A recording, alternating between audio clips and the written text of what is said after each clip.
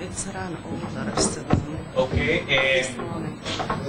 I would like to welcome everybody to the second session today of the conference, Ethnicity and Nationalism in Divided Societies, Conflict or Accommodation. It's the fourth session of this exciting conference.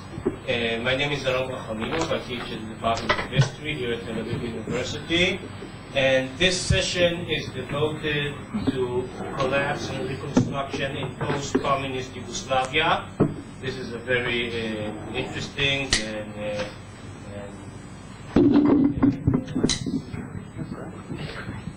I would say a relevant topic to even as we speak today. 2 days ago, a new republic joined the Balkan Montenegro after the referendum. We have three speakers today, Erika, Richard Kaplan, and Daniel Silva. And the first speaker would be Erika. Dr. Harris is a lecturer in international politics at the University of Liverpool, where she's also the director of undergraduate studies in international politics and a member of the management committee of the Jean Monnet Europe and the World Center. Her main research expertise lies in the politics of contemporary Eastern and Central Europe, with particular emphasis on identity politics, nationalism and democratization, and European integration. Her new research focuses on cross-border ethnic communities and resolution of border and minority conflicts through European integration. I would like to mention two books that she authored. Nationalism and Democratization Politics of Slovakia and Slovenia. It's easy for those of you to mix up the two republics, Slovenia and Slovenia. Both of them are in the book, so no mix-up is needed. And a new book, Democracy in the New Europe, will be coming out this August in Palgrave. She has also been commissioned by Edinburgh University Press to write a critical assessment of theories of nationalism under the working title Nationalism Theories in Cases, to be published next year. Okay, so our lecture today is entitled, Why Has Yugoslavia Collapsed? thank you. Yes, Moti said, why did Yugoslavia collapse? So I'll try this in 20 minutes. Stop to the microphone. Oh, sorry. Okay, I shall. How long? 20 minutes, yes. Okay. Well, we all seem to know why Yugoslavia collapsed, why the Socialist Federal Republic of Yugoslavia disintegrated, and why the collapse of this particular multinational communist federation was followed by a vicious war. It is assumed that the main culprit was Serbian nationalism, unscrupulously manipulated by Slobodan Milosevic. Well, he died before we could enjoy the satisfaction of seeing a real ethnic entrepreneur convicted for his crimes, and before we also could see probably the International Criminal Court for the former crimes in Yugoslavia to collapse. In this point in history, as has been mentioned, Serbia is internationally isolated. Its last ally, Montenegro, has departed. That was what was left of the rump of Yugoslavia, and it is hardly perceivable that Kosovo will not get the same independence because there would not be political reasons to justify it. Now, the gallery of culprits is, of course, broader than Serbian nationalism. It could be extended by Croatian President Franjo Tudjman. It could be the hesitant European Union who initially saw Milosevic as a man to do business with. It could be Germany who unilaterally recognized Croatia and Slovenia. There are many reasons and theories. I would like to, however, take us back to post-communism and ask a relevant question, I think a relevant question: how could Yugoslavia survive such a systemic shift in geopolitical reality between East and West when the others did not? Secondly, the often repeated historical explanation about the Balkan people who are suspect to fighting and tribalism, and so what of history, what role has it played? Part of the Yugoslav question is the conflation of a number of questions, which, however interrelated, need to be separated. The first question is, why did Yugoslavia collapse? The second question is, why this disintegration led to a war? And third one is, why the unspeakable violence? Now, had the collapse of Yugoslavia been not followed by the question 2 and 3, it would have fallen into the category of disintegration of the multinational communist federations, such as Czechoslovakia and the Soviet Union. Now, I shall confine myself strictly to the first question: why did Yugoslavia collapse? Firstly, because it's my brief here, and secondly, because Richard and Daniel are going to take it further after 1990. Given the short time, I am not going to give you a historical narrative, but rather try to sum up various factors which kind of accumulated. Preliminary kind of conclusion: was the collapse inevitable? Probably yes, but the war was not. Now, as I said, there is a complex interplay of a number of factors which I'll try to kind of divide between two headings: systemic factors, which is the end of the Cold War, and internal factors, which are a number of, and I shall only concentrate on the internal contradiction of the federation, some comments on post-communist nationalism, and some mention of historical determinants. So let's go to the end of the Cold War. As Janusz mentioned, Yugoslavia had a very privileged status among communist states. It was the most favored socialist state by the West. Its anti-Moscow stance was invaluable to the West and worth enormous financial support. At the end of the Cold War, though, Yugoslavia became just another post-communist state. The withdrawal of Western financial support and any other support added to the ongoing political and economic crisis that plagued this federation, which was already slowly disintegrating, certainly from about 1974. There is a subtle but rather important difference between Yugoslavia and other communist federations.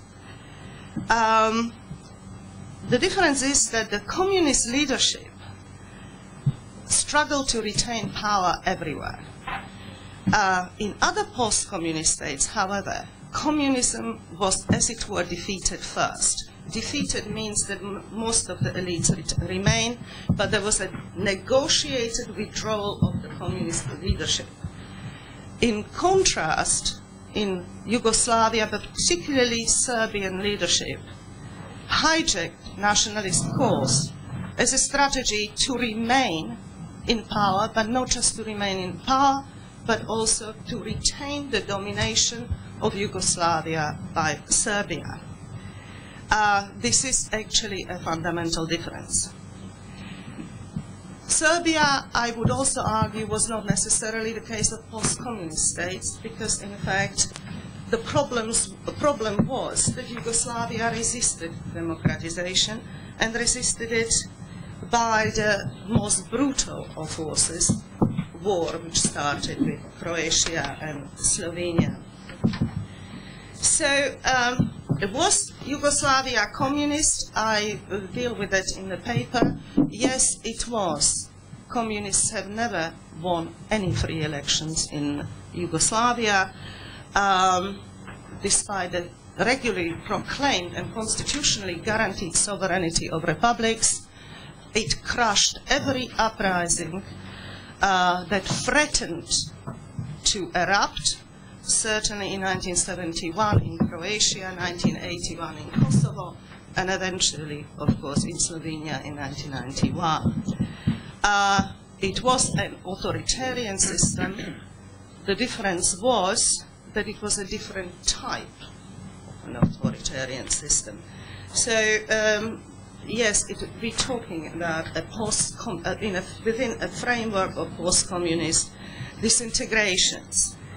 In all cases of newly independent post-communist states, and there are some 28 at the moment, independence was a result of the transition to democracy.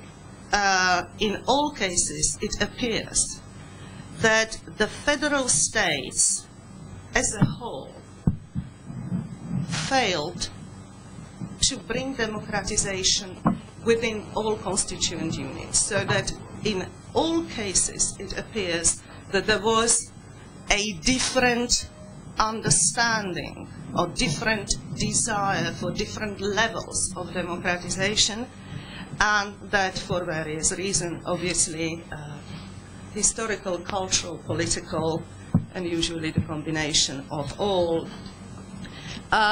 In connection to the end of the Cold War, I'd like to just point out a dynamic of disintegration and the direction of threats. The reassertion of Serbian nationalism could only lead to competing claims of historical justice. Once the system, and it is not just the system within Yugoslavia, but the entire international system as existed, collapsed as we knew it, the threats came from different directions. So whilst Serbia was in some ways historically a protector of Croatia, whether it was against Hungarians, whether it was against Soviet Union, this was now the enemy. The direction of threats shifted just as the entire geopolitical reality shifted. This added to the kind of disintegration processes, because none of the fundamental politics as these federations function applied and no longer applied. Now, as for internal factors, we know that ethnicity was the basis of the Yugoslav Federation, and it is an unfortunate historical symmetry that Yugoslavia should collapse on the same basis. Very quickly, Yugoslavia emerged out of the ruins of Austro-Hungarian Empire, and very quickly the kingdom, eventually the kingdom of Yugoslavia became a dictatorship under centralizing and dominant tendencies of Serbia, which created a lot of resentment, particularly among Croat intelligentsia, even though Yugoslavia emerged out of a kind of unified notion, a romantic notion of unity of Southern Slavs. Yugoslavia, communist Yugoslavia, under Tito, was almost a homegrown socialist revolution. Unlike the rest of Eastern Europe, it was not liberated by the Red Army. However, it followed a Second World War in which more Yugoslavs were killed by each other than they were killed by foreign armies. This is important because later on I will argue that it's not really the ancient history that made the war so vicious. It is actually rather a recent one. The communist Yugoslavia adopted a very radical political and economic model. Now, in my paper, there are pages and pages of explanation how it worked. It's incredibly complex, but let's say that it started off with something that was called double autonomy. That is the autonomy on two levels of the nations and working people. This was a complex, self-managing society which reacted to this discontent and economic crisis by permanent changes of its constitution, which eventually led to the Constitution of 1974, and the whole process of practically withering away of the state in this self-management process was actually a breakdown of state authority, but not the breakdown of the authority of the Communist Party. And here is the crux of the matter, that you cannot pretend that you have democracy if you have not, and no semblance of self-management will actually cover up for the domination of the whole process by communist one-party system. At the end, however, this system led to something which was 8 competing economies, 6 republics and even 2 autonomous provinces. These republics produced more than they earned. They imported raw materials for their industries. They negotiated bilateral agreements with other states. All in all, something that was called Yugoslav disease. And indeed, by the time Tito died in 1980, not only was the foundation of Yugoslavia, its founding ideology being brotherhood and unity, was not only that some rotted away actually under the pressures of what became very competing republics. In fact, the legislature, which was the Yugoslav parliament called Skupština, was in practice almost replaced by the Chamber of Republic and Provinces. Needless to say, these republics were almost ready-made.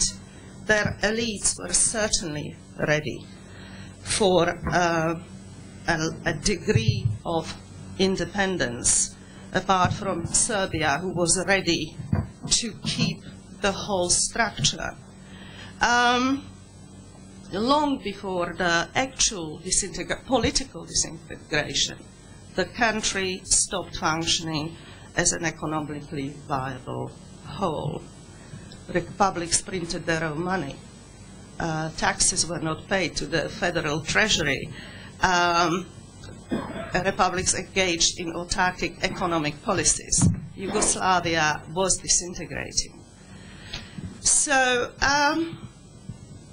on top of the rather slow disintegration, comes a kind of layers of factors which then are actually connected to the turbulence and insecurity and the general rise of nationalism in post-communist countries.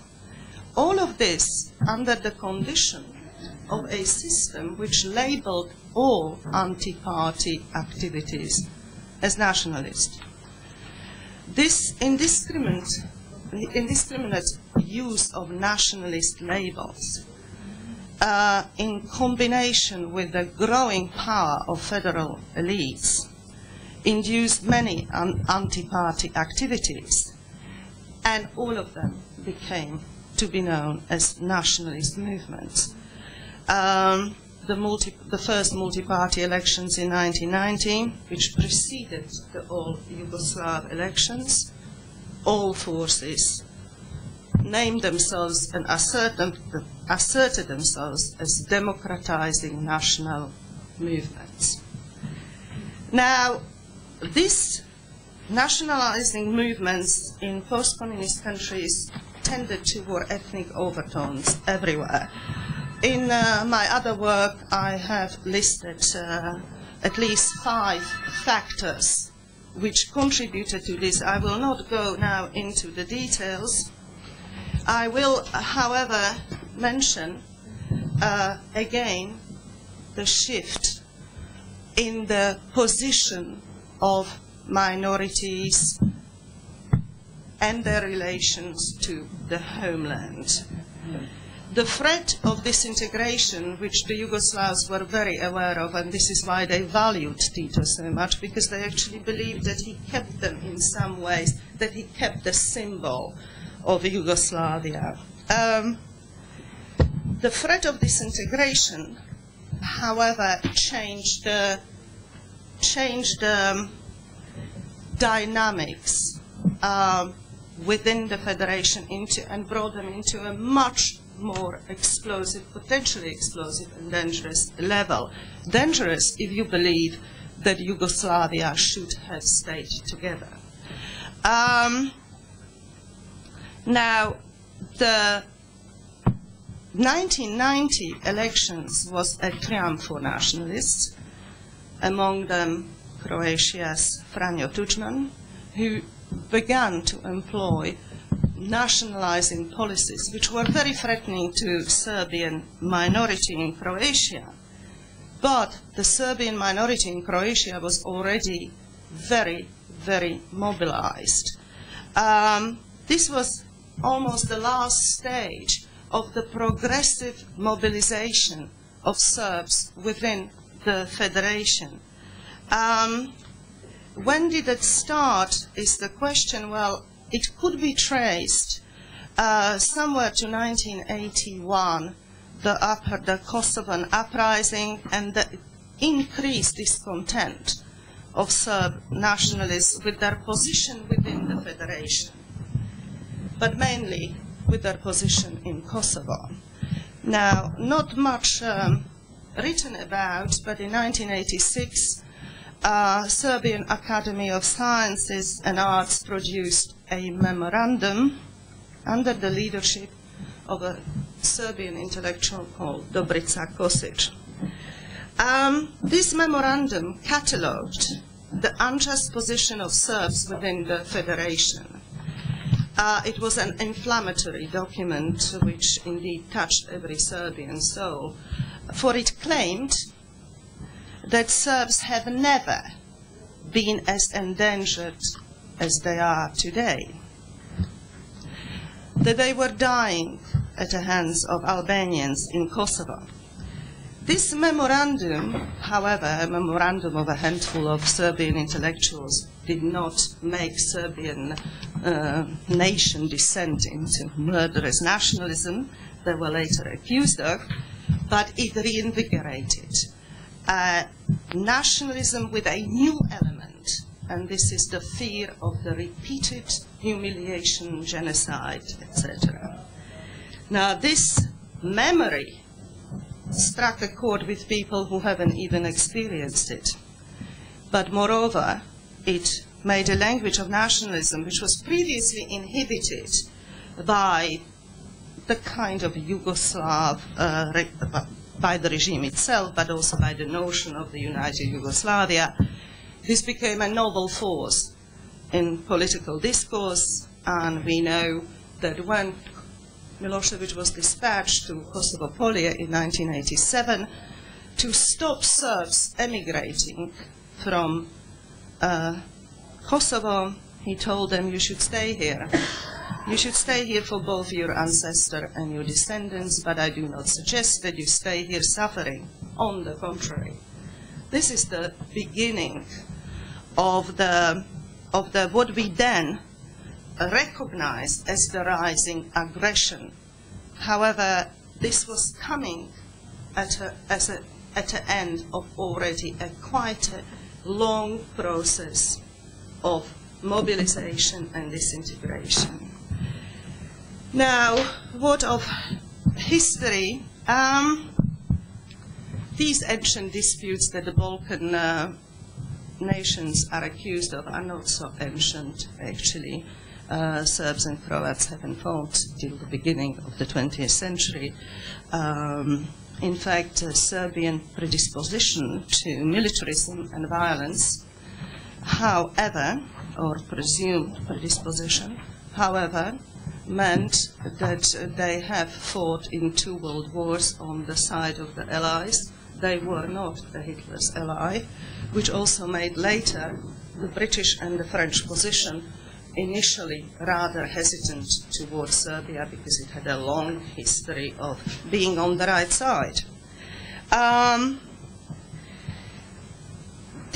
There are other explanations how history plays a role in the rising mobilization, whether ethnic or well, ethnic in this case.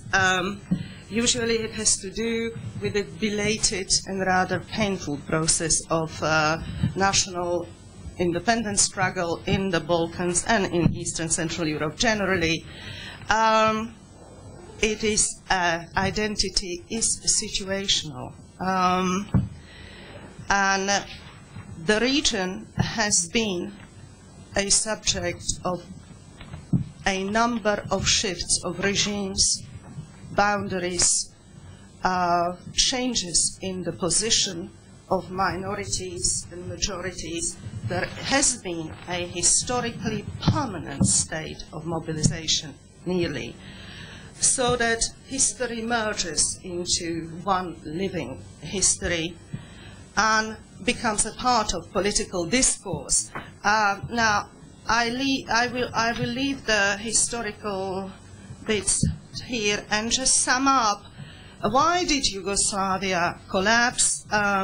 First of all, it was a political fallout of the end of the Cold War, the changed position of the country, the changed perceptions about the direction of the threats.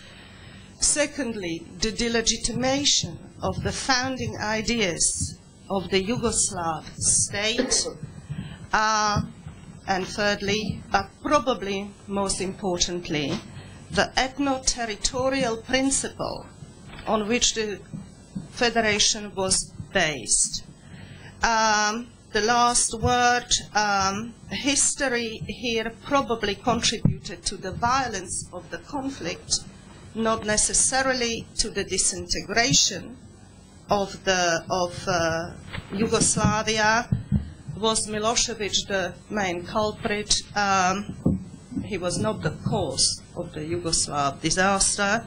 He was, however, probably guilty of tipping the already existing inter-republic conflict over the precipice into an ethnic conflict, because the part of the solution were not actually republics. The part of the solution became the ethnic groups. Leave it. Thank you very much, Dr. Harris, for this fascinating lecture. It's possible just to turn off the mic. Our second speaker is Dr. Richard Kaplan from the University of Oxford. He is a lecturer in international relations and official fellow of the Liverpool College. Okay. He has also served as a specialist advisor to the Select Committee on Foreign Affairs of the House of Commons, a research associate at the International Institute for Strategic Studies, the editor of World Policy Journal, and the New York director of the Institute for War and Peace Reporting. He's written extensively on international organizations and conflict management, with particular emphasis on the former Yugoslavia, on European security, and on defense policy. Among his writings, among his work, he is the co-editor of Europe's New Nationalism, States and Minorities in Conflict, published by Oxford University Press in 1996. He authored most recently of International Governance of War-Torn Territories, Rule and Reconstruction, also published by Oxford University Press last year. And also Europe and the Recognition of New States in Yugoslavia, published by Cambridge University Press also last year. The title of this lecture is Ethnonationalism and the Bosnian War. Thank you. Thanks very much. I'm going to start with a health warning, just to tell you that if you... Oh, microphone.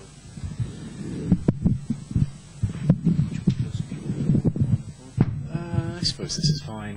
There's no difference.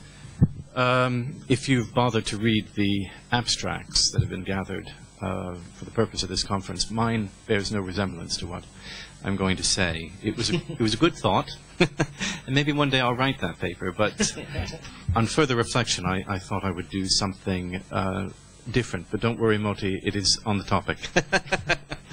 And the other thing is that inevitably we've been talking quite a bit about Yugoslavia yesterday and today, and many of the observations that I'd like to make have in some ways been anticipated, if not actually made by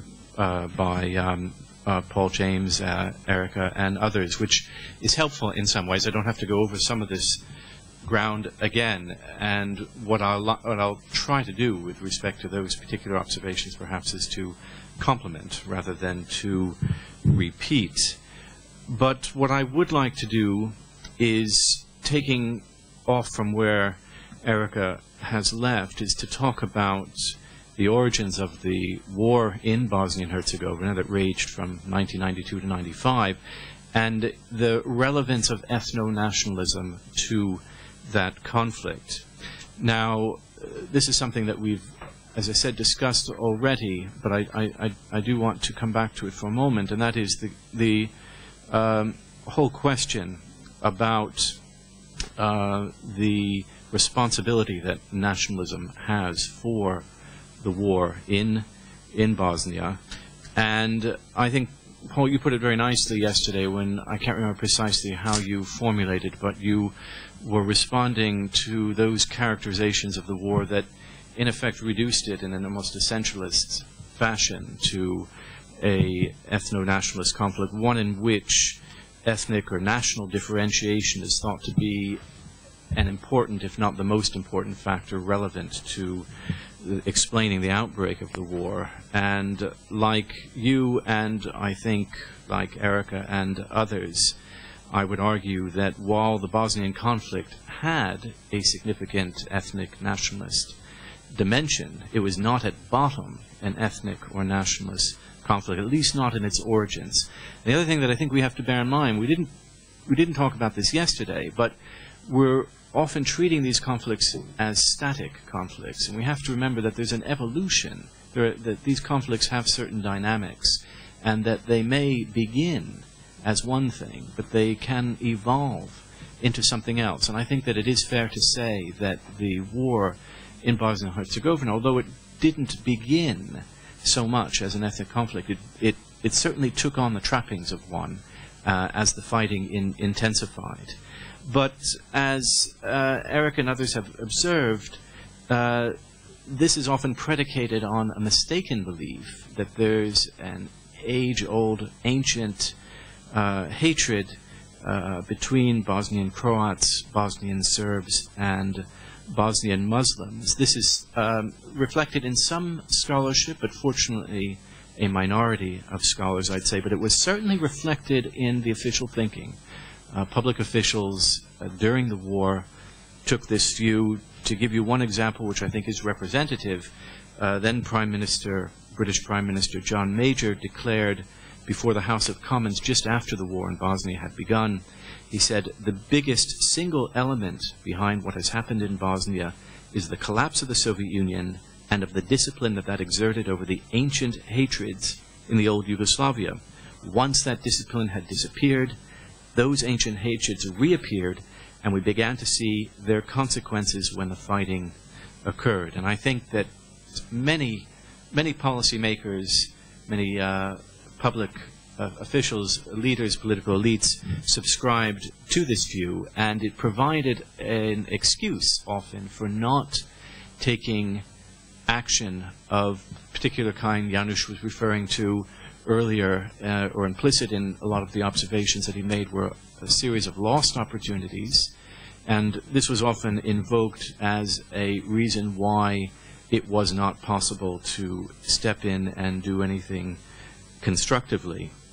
But as has been said, there's actually little history of violent conflict among the different national groups, although what violent conflict there has been of recent vintage. But it is worth noting that for various reasons, Yugoslavia never saw the religious wars that ravaged Central and in Western Europe over many centuries. Of course, Yugoslavia wasn't Yugoslavia over many centuries, and the Austro-Hungarian Empire, the Ottoman Empire, also kept peoples apart. But that wasn't really the relevant factor, because within the republics there were mixed populations, and among these populations there was a very long history of peaceful coexistence.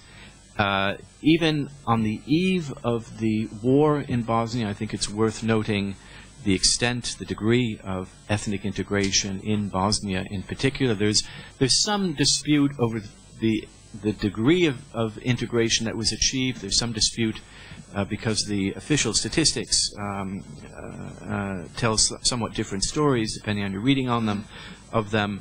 But it's arguable that as many as nearly 17% of all marriages in Bosnia in 1981 were inter-ethnic, and anybody who studies ethnic conflict, anybody who studies ethnic relations will tell you that that is a very significant number. And if it's true, it means that on the eve of the war, at least 1/2 of the population would have had some inter-ethnic family relations among them, so they would have been familiar with inter-ethnic relations firsthand. Now, that aside, inter-ethnic marriage aside, there's also evidence of very considerable tolerance of ethnic difference in Bosnia, and evidence that that tolerance was extremely high, as measured by numerous public opinion polls. And I just want to cite the findings of some of those polls, because I think that they are very telling. In a 1989 survey of young people in Bosnia, 77% of those polled disagreed with the following statement: one always needs to be cautious towards others of different nationality. In another survey that same year, 80% of the general population, not just the youth, considered inter-ethnic relations in the places where they lived to be positive, 80%, and 66% saw inter-ethnic relations in Bosnia as the most stable in Yugoslavia. In another poll taken in May and June of 1990, so this is really just 2 years before the war, 24% of those surveyed in Bosnia characterized inter-ethnic relations as good and 56% as satisfactory. Only 16% polled characterized them as bad. And then in yet another poll that year, when asked to evaluate inter-ethnic relations in the community where they lived, so closest to home, 90% responded either good or very good, and when asked about relations in their workplaces, 80.7% responded positively. So the impression among the general Bosnian population, at least, was that inter-ethnic relations were not under serious strain on the eve of the war, or in a year or two leading up to the war. And this is borne out by countless anecdotes of Bosnians who fled the war, and who will tell you that even as the war raged in neighboring Croatia, it wasn't thought that war would erupt in Bosnia precisely because there was a long history of intercommunal tolerance. So what happened? How did Bosnia slide into fratricidal war? And this is where I'm happy to say, because we didn't coordinate before we arrived, but we share a very similar perspective on the answer to that question. I would agree, putting it perhaps slightly differently, but would agree that it's more accurate to say that Bosnia fell victim to a political constitutional crisis in Yugoslavia that had implications for ethnic relations throughout the former Yugoslavia, but that rather than to maintain that ethnic tensions themselves were at the root of the problem. Now, what was the nature of that crisis? Well, to put it very simply, a power struggle broke out in the early 1980s between reformists in Yugoslavia on the one hand, who wanted to liberalize and decentralize the country, and conservative forces on the other hand, who wanted to reassert Yugoslav socialist orthodoxy and re-centralize the country under Belgrade's, that is Serbia's, control. Now, reformists tended to be concentrated in the more prosperous regions of the country in the north, Slovenia and Vojvodina as it happens, while conservatives tended to come from the less developed parts of the country, Montenegro, Macedonia, and Bosnia. Conservatives in Serbia, and Serbia itself, interestingly, was split, but conservatives in Serbia sought to defeat the reformists by, among other things, focusing attention on the threat to Serbs of rising nationalism, in particular Albanian nationalism in Kosovo and Croatian nationalism in Croatia, a threat that the conservatives claimed was genocidal in its nature and that earlier political and constitutional reforms had helped to foster.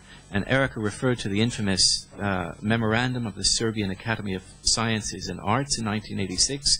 That memorandum referred explicitly to political and economic domination of Serbia by Slovenia and Croatia, and more importantly, by the physical, political, legal, and cultural genocide against the Serb population of Kosovo. Now, the irony is that it was, in fact, rising Serbian nationalism that would prove to be the real threat. But the point that I want to make here is that there was an instrumental use of nationalism by political elite, conservatives in Serbia, and that many of them did not even necessarily subscribe to this view, but they found it helpful for the purpose of mobilizing opposition to reform movement that would have seen a decentralization that would have placed Serbia in a even less important role, a less important position than it occupied with the 1974 reforms in Yugoslavia. Now, what were the consequences of this political constitutional crisis for Bosnia? I'll mention four, and I'll more or less close with this. Well, first of all, although the crisis, as I said, largely reflected a struggle initially between Slovenia and Croatia on the one hand and Serbia on the other, the failure to find political accommodation had implications for Bosnia. When it became clear that Slovenia and Croatia would seek independence, Bosnia's national communities became polarized. Bosnian Muslims and Serbs didn't want to remain in a rump Yugoslavia dominated by Serbia, and Bosnian Serbs were increasingly interested in the inclusion of all Serbs in one state, as they saw the Yugoslav Federation breaking up. Second, the Bosnian leadership was targeted by the conservative forces in Serbia, even though the Bosnian leadership itself was fairly conservative. Conservative forces in Serbia invoked the plight of Bosnian Serbs, who accounted for almost a third of the population, arguing that the Bosnian leadership was encouraging the emigration of Serbs out of the republic, and that there were risks to Serbs from an emergent Islamic fundamentalism. This was the same charge that was made against the Kosovar leadership. The attacks on Bosnia's leadership weakened the political forces that were resisting attempts to divide the population along ethnic lines. Third, Eric referred to the, I think you put it, progressive mobilization of Serbs elsewhere in Yugoslavia. In this regard, Bosnian Serbs mimicked what Croatian Serbs had been doing in preparing for the establishment of autonomous Serb-majority areas that would be free of other ethnic minorities and could eventually be joined to Serbia. In April 1991, this is a year before the fighting begins, an association of Serb municipalities was formed in Bosnia, and although this was just a loose association of municipalities whose declared purpose was to promote economic and cultural cooperation, separate police forces, Serbian police forces, and assemblies were created very quickly alongside them. You had a series of these Serbian autonomous regions that were created, and plans were drawn up. And these documents are available. They have been published. They've been made available to The Hague. Plans were drawn up for the takeover of local authority in the event of crises that posed a threat to the Serbs. But these crises often proved to be the making, of the Serbs' own making. And I'm thinking, for instance, of the case of Prijedor on April 30th, 1992. This is, of course, already late in the crisis, but it is an example of what Serbs prepared for. Armed Serbs seized control of the town following the transmission on Belgrade television of a facsimile said to have been orders by the leader of the Bosnian Territorial Defense to obstruct Yugoslav army troop movements, which would have been very threatening to the Serbs. They saw the JNA, the Yugoslav army, as their protector. And this document was immediately declared to be false, promptly denounced by the Bosnian government, but nevertheless provided a pretext for the Bosnian Serbs to seize control of this town of Prijedor and to drive out the non-Serb population. And the fact is that violence was intrinsic to the political goals of the Bosnian Serb leadership, which was not only determined to exert authority over a significant proportion of Bosnia's territory, but also to expel from that territory most of the non-Serb population. But again, going back to what I said earlier, this was not necessarily the ambition that Milosevic and senior political elite had. Initially they seized this opportunity of allying themselves with these conservative and militant forces as Yugoslavia was dissolving, and seized this opportunity to recreate a Yugoslavia which would bring the Serbs in the non-Serbian republics in under their roof.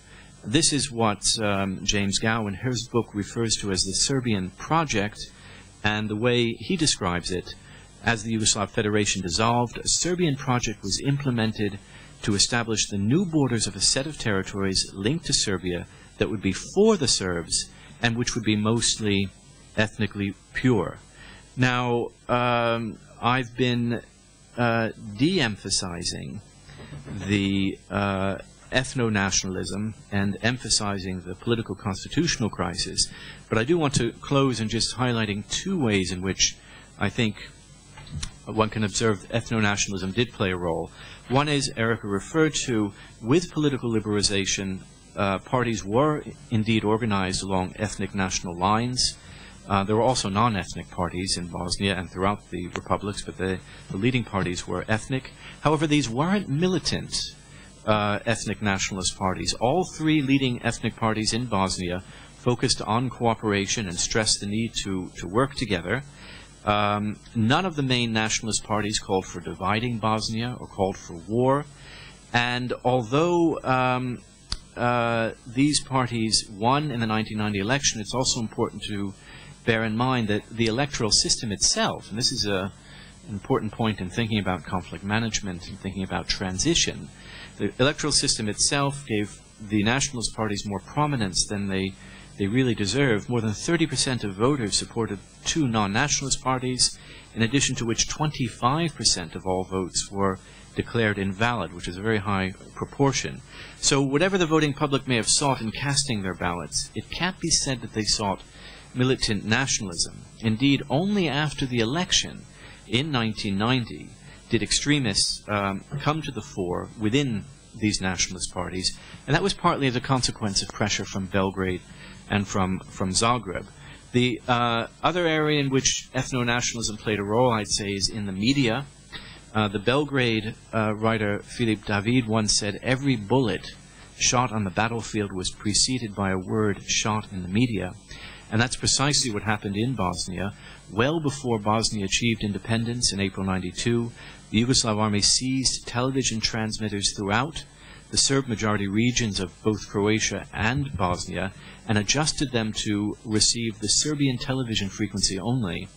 And as Mark Thompson, who's documented this very thoroughly, has observed, for more than 6 months before the Serb attack began in March '92 in Bosnia, the Serbs of northern Bosnia were saturated with propaganda about the Bosnian government and the Serbian version of the war in Croatia, which the government was impotent to challenge, the Bosnian government. So, just to summarize, 4 points. There is no basis to claims about ancient or primordial ethnic hatreds in Bosnia.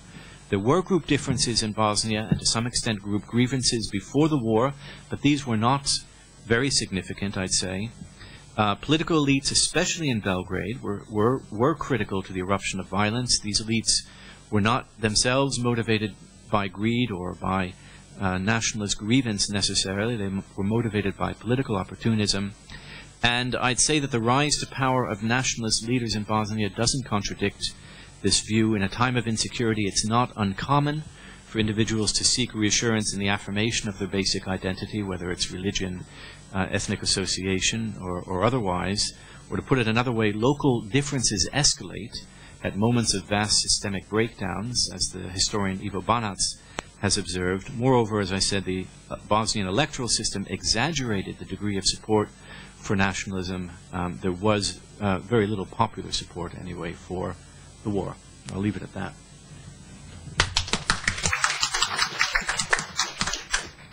Thank you very much for the excellent lecture.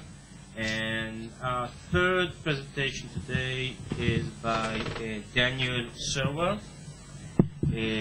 Dr. Serwer is Vice President for Peace and Stability Operations and for Centers of Innovation at the United States Institute for Peace. He coordinates the United States Institute of Peace efforts in societies emerging from conflict, especially Iraq, Afghanistan, Sudan, the Balkans, and Haiti. He also leads the United States Institute of Peace in innovative programs in rule of law, religion, and peacemaking, economics of peace and conflicts, median conflict, and diaspora contributions to peace and conflict. He has worked in preventing inter-ethnic and inter-religious conflicts in Iraq and has been deeply engaged in facilitating dialogue between Serbs and Albanians. As State Department Director of European and Canadian Analysis in 1996-1997, Dr. Serwer supervised the analysts to track Bosnia and Dayton implementation, as well as the deterioration of security situation in Albania and Kosovo. Stop there. No, but there's a lot of interesting things. He's also served from 1994 to 1996 as U.S. Special Envoy and Coordinator for the Bosnian Federation, mediating between Croats and Muslims, and negotiating the first agreement reached at the Dayton Peace Conference. The title of his presentation is Kosovo, Ethnic Nationalism and its Territorial Wars. Let me start by distinguishing, for those of you who don't follow the Balkans, let me start by distinguishing the situation in Bosnia and the situation in Kosovo, because you've just heard quite a bit about Bosnia, where frankly the differences among people are more akin to the differences between Sephardim and Ashkenazim in Israel than they are to Arabs and Jews. And the difference between people in Kosovo is more akin to Arabs and Jews. They speak mutually incomprehensible languages. They have quite a different history. There are long periods of coexistence. We have to be clear about this. It is not true that there, even in this case, that the conflict is really based on ancient hatreds. It isn't. There are long periods of mutual coexistence, but the number of intermarriages can be counted probably on one hand in the last 10 years. So it is a very, very different situation from the one in Bosnia. That said, I do want to, unfortunately, my technical systems have failed me and I don't have the PowerPoint, but I'm going to pass these around because I think seeing maps is very important in the Balkans. And this is an ethnic pre-war map of the Balkans, and one thing you'll notice, even from afar perhaps, is that Bosnia has a lot of colors on it. And That's true. And if you had a microscope and went and magnified Bosnia some more, especially if you were in the center, you would get more and more colors. Towards the edges, you'd get fewer and fewer colors, but they are really very, very mixed, block by block, village by village. Kosovo is quite a different picture, as you'll see. It will look on this map as if there's a purely Serb portion of the north of Kosovo and the rest is all Albanian. But I wouldn't want to mislead you. That's not the situation. The situation is portrayed better in this map, which shows the pre-war distribution of Serbs in Kosovo. Mind you, this is about 10% of the population that's in yellow here. Quite widely distributed over the territory, with the most important Serb monuments in the west, not in the north, where there was always a Serb majority. In fact, the municipalities of the north, 3 of them, were once part of Serbia and were intentionally added to Kosovo by Tito in order to make Kosovo less ethnically pure. This is the post-war distribution of Serbs in Kosovo. This is according to Serb sources, by the way, not UN or Albanian sources, and they probably know because they pay pensions and a lot of salaries in these territories. About 70,000 of the 120,000 Serbs still in Kosovo are south of this heavily Serb area in the north, and that's important to understand as we discuss Kosovo. So even in Kosovo, you do not have today full separation of the populations, even after war. Of course, you've never had it in Bosnia, and a good deal of mixture has been restored in Bosnia. Exactly how much, nobody knows, but something like 1 million people have reclaimed their property who had left from their home territories in Bosnia, about half of those in areas in which they belong to a minority. In Kosovo, there has been virtually no reclaiming of property, virtually no return in the 7 years since the war. So the situations are quite different, and I'll pass those around. That said, I do think that ethno-nationalism, there's nothing thin about this ethno-nationalism except its intellectual content. Its intellectual content is simple. I don't want to live in a place where I'm not in the majority. More likely, it's not I, as Richard Kaplan has suggested, it's not I, the ordinary guy, it's I, the leader, don't want my people to be in the minority, and I will do my damnedest to put them in the majority, even if that means chasing out the other guys. Dobrica Ćosić, who was mentioned as one of the ideologues of the Serbian memorandum, is still very much active and still exactly along the same ideological lines. He wants the creation of separate Serb areas within Kosovo. Let me say a word about the Balkans generally. My picture of what's happened in the Balkans in the last 15 years is that we've gone from a spectacular disaster, the collapse of Yugoslavia, caused, yes, by I think you call them political constitutional problems, but made infinitely worse by ethno-nationalism of the simplest and crudest sort. It's just very, very difficult to picture on what grounds you would chase your neighbors from their homes, or at least collaborate with the Croat Defense Force who comes in and says you have to eject the 2/3 of the population that's Muslim. I'm thinking of Tonabringa's village in central Bosnia, which was ethnically cleansed while she was filming a film there. And the 2/3 of the population that was Muslim was chased out, not by their Croat neighbors. I think it's interesting to note. The Croat neighbors collaborated in it, and the reason they collaborated was that they were threatened.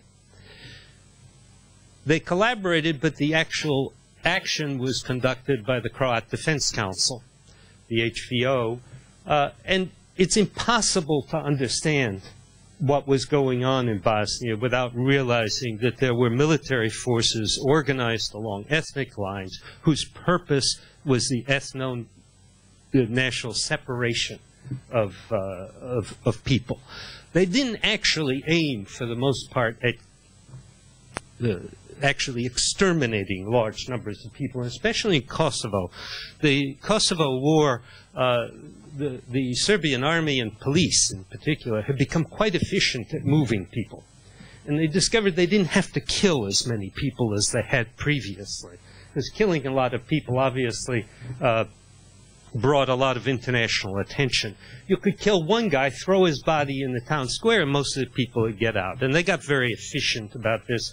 They provided transport and managed to move something like 500,000 people in a fairly short period of time.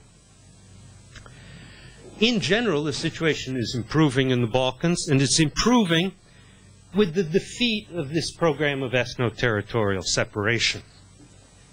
The effort to separate ethnicities and to redraw the boundaries so that they correspond to ethnic lines. That said, in Kosovo, I think we're facing the prospect of real failure.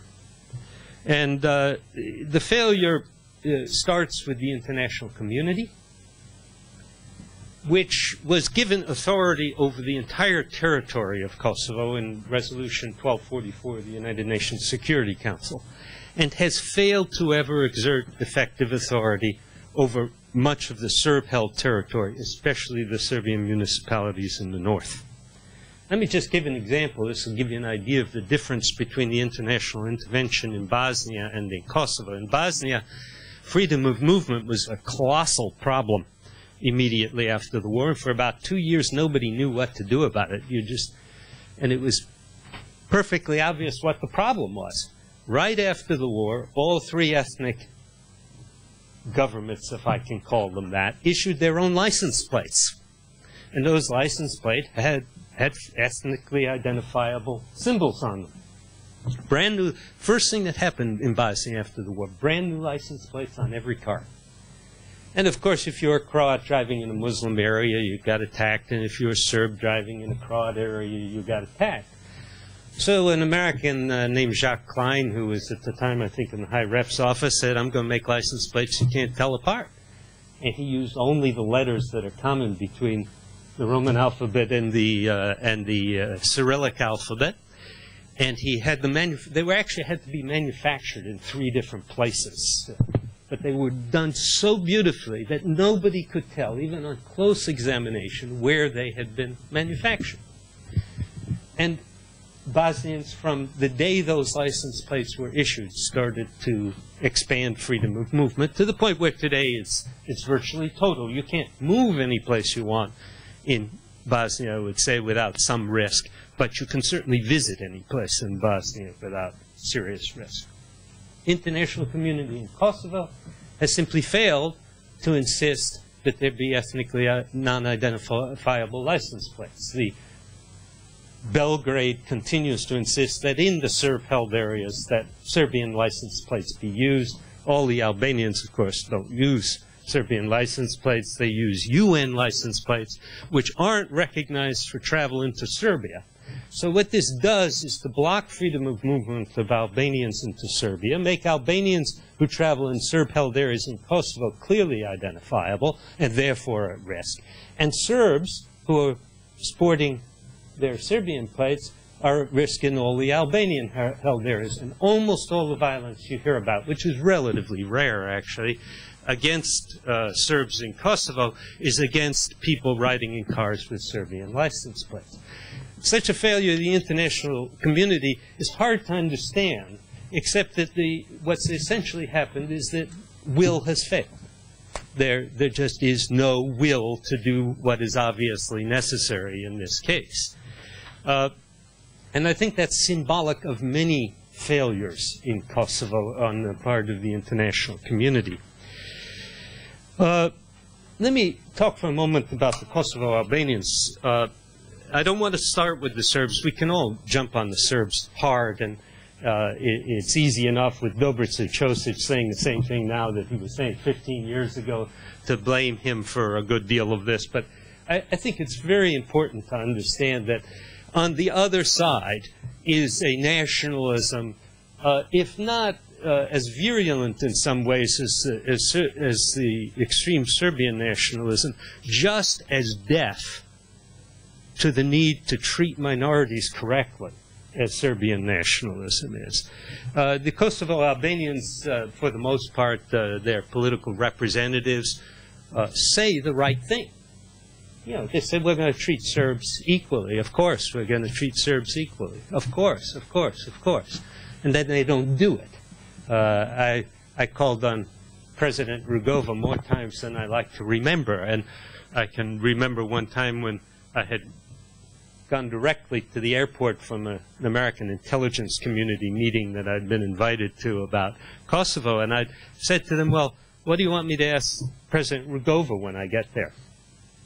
And they said to me, ask him one thing. Why doesn't he arrange so that the Serbs are treated correctly in Kosovo? So I went in. We said a few pleasantries, and I said, I told them the story. I've been at this meeting, and they asked me to ask him, why don't you arrange so that the Serbs are treated properly in Kosovo? And he said, could we get some Coca-Cola here?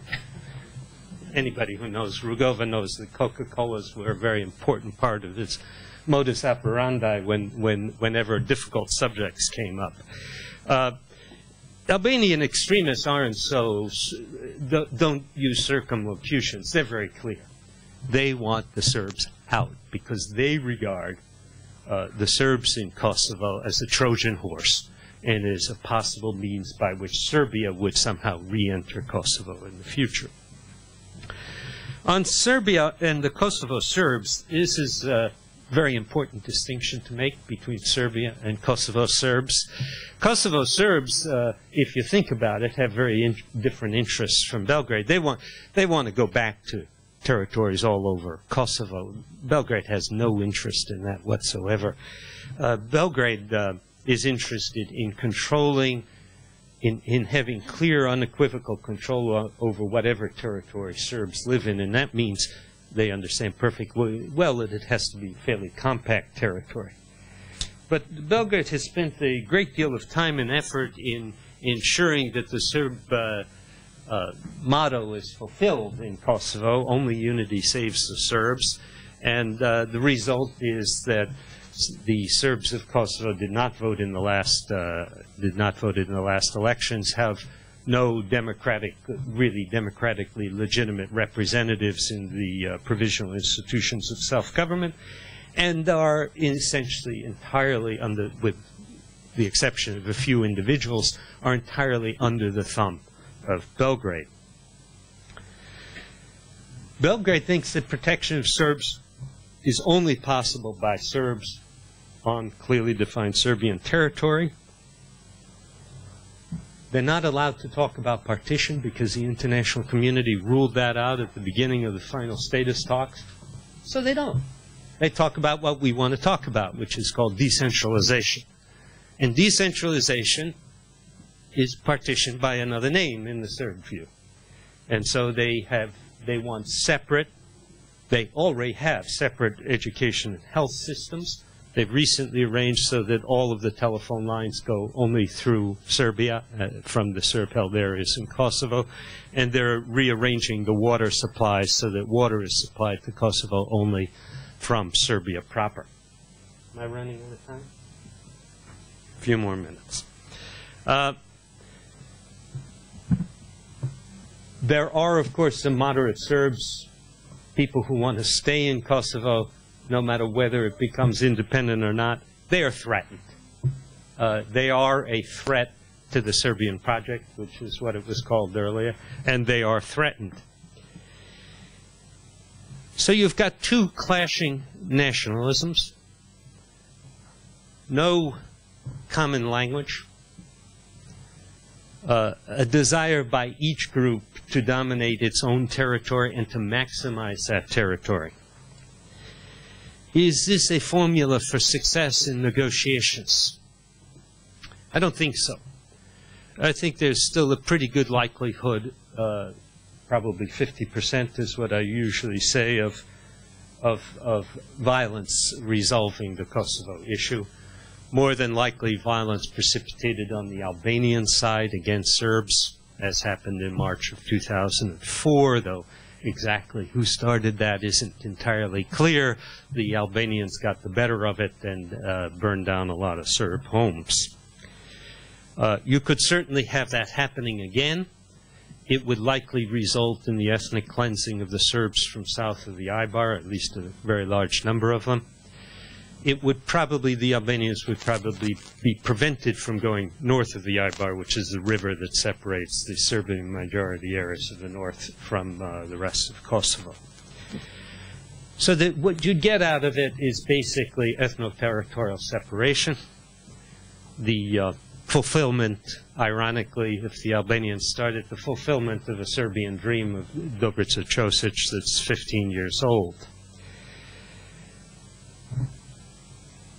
What about success in the negotiations?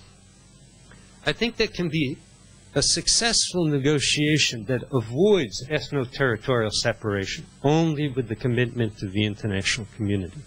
There is absolutely no way that Pristina could take control of all of Kosovo's territory with Serbs still there and not have a large number of Serbs depart overnight. And so what you need is some third force that will govern the Serbian-held territories for a considerable length of time. And so the real question that you've got becomes, the question of final status of Kosovo really becomes, in the negotiation, the questions of the final status of the Serbs in Kosovo. That's the real issue today. I think it would be a tragedy if the final status of Serbs in Kosovo that they were de facto or de jure under Serbian sovereignty. It's my hope that the international community will stay to protect the Serbs of Kosovo and protect them in whatever communities they want to live in. But there's a very real problem with picturing a future Kosovo like the current Bosnia, with some degree of reintegration. And that problem is the language problem. These people don't share a common language any longer. Albanians in Kosovo have not learned Serbian for the better part of 15 years, and since half the population, Janusz, correct me if I get this wrong, half the population is under 20, 18 maybe?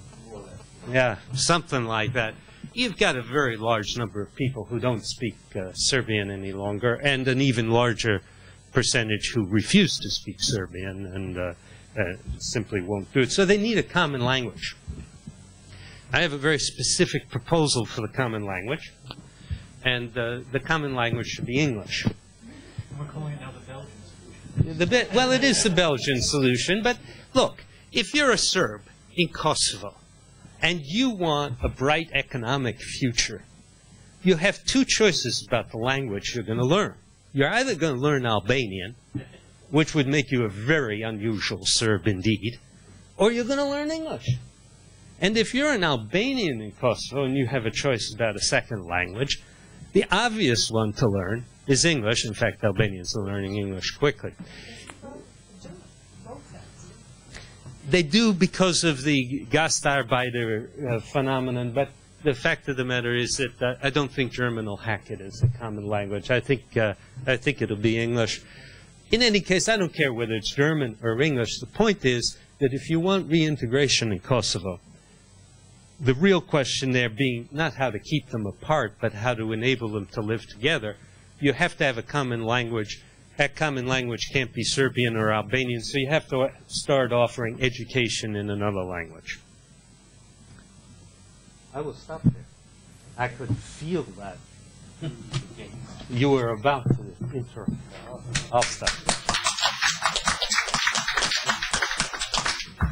Thank you very much for three very interesting, stimulating presentations. I understand that most of the discussion was actually will be after lunch, because lunch will be about. But can we let's take a couple of questions for those who would not be able to come to the next session?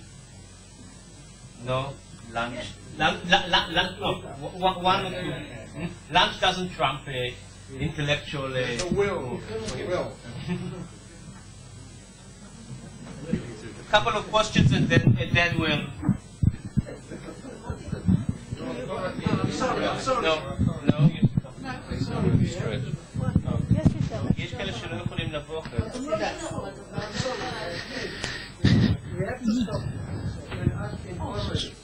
Okay, informally, and we'll reconvene. When will we reconvene?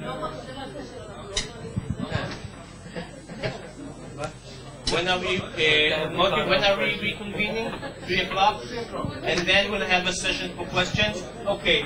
Those of you who want actually to discuss the many interesting points raised in this session, we will have, I don't know how much time, but we will have after lunch, and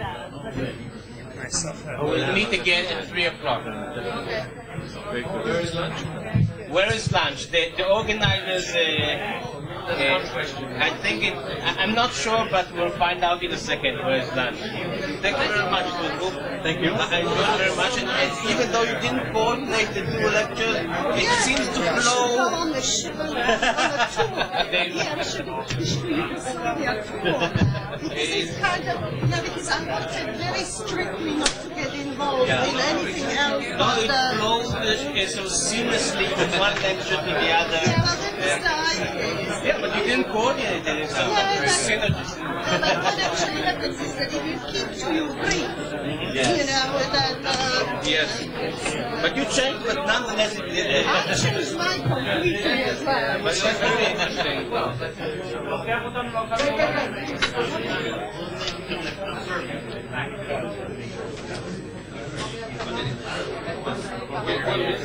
Well done. We're not let off the hook here. People who can't take two questions. Remember well enough to be able to ask any questions. Oh, no, Yeah, I want to have at least a few questions for those who will not be able to read. And it's not our fault because we can't apply. But he's the organizer. Lunch trumps everything. Apparently, went very well. no, it's just close from one to another. Actually,